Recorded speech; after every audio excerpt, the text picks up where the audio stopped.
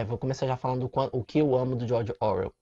É que ele foi um ser iluminado o suficiente, capaz de apontar os defeitos daquilo que ele acredita.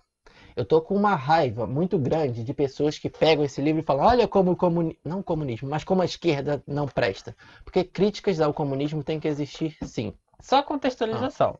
O que descreve no livro é que a gente tinha um.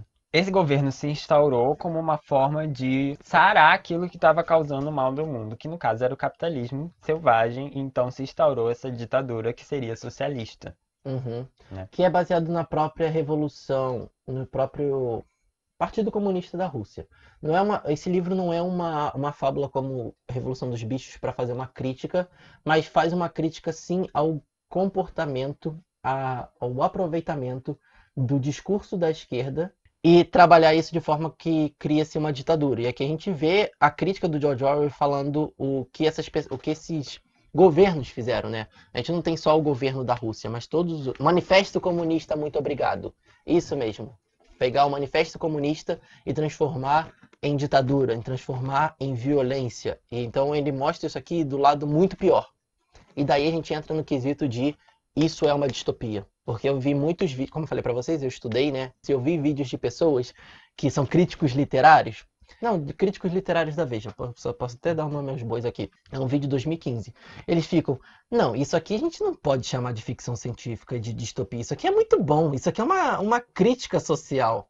Isso não pode ser considerado uma distopia, mas ele se torna distopia porque ele mostra uma realidade em que aquilo de ruim que já existia, mil vezes piorado, e num futuro entra nos quesitos certos de distopia e de ficção científica. Não tratar isso como uma distopia é diminuição de gênero, sim. E óbvio, tem coisas que a gente vai relacionar com a vida como qualquer outra literatura de ficção. E as coisas que eu marquei aqui nesse livro não, provavelmente não têm os mesmos significados para mim do que as mesmas marcações para o Iago. Sim. Mas existem contextos, né? E existem o que está escrito na história. E o que está escrito na história é justamente isso. Sendo que é extremamente irritante a gente chegar num ponto em que o livro ele entra numa interseção de opinião entre pessoas que se dizem contrárias umas às outras, que no caso é um lado fala que o George Orwell não era socialista ou comunista porque ele está criticando, e as pessoas socialistas comunistas falam que ele não era porque ele não podia criticar o socialismo, porque se É, ele fosse de verdade ele não ia criticar. eu tô com uma raiva dessa gente, galera. Eu tô com uma raiva dessa gente, principalmente dessas pessoas que são de direita e usam isso aqui pra fazer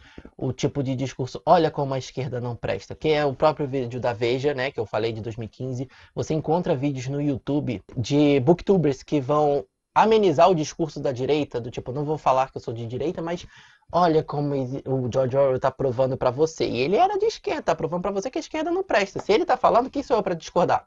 É mais ou menos esse discurso e isso me dá raiva. Porque o que George Orwell fez aqui, ele botou a cara a tapa. Ele mostrou aquilo que ele acreditava, no sentido de as opiniões políticas dele, a vertente política que ele seguia, e falando: olha como é que vocês estão fazendo merda com a minha vertente política, com a vertente política que tinha tudo para dar certo, e hoje em dia eu acredito que talvez não dê certo porque o ser humano é podre. Mais ou menos isso que eu senti com essa vibe de 1984, e acho que era a intenção dele de, tipo, essas críticas que eu estou fazendo. Não falar do tipo, nossa, a direita está certa e a esquerda está errada. As pessoas que usam esse discurso são sujas, imundas.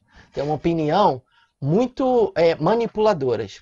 Não vejo diferença delas para pessoas do partido. E ainda falar nisso, né?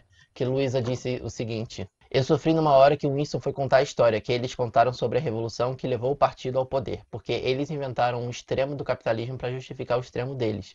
E eu pensando, nossa, mas o capitalismo é quase isso hoje, e é de fato uma merda. Mas não precisa do partido, tá, galera? Foi uma confusão de pensamento.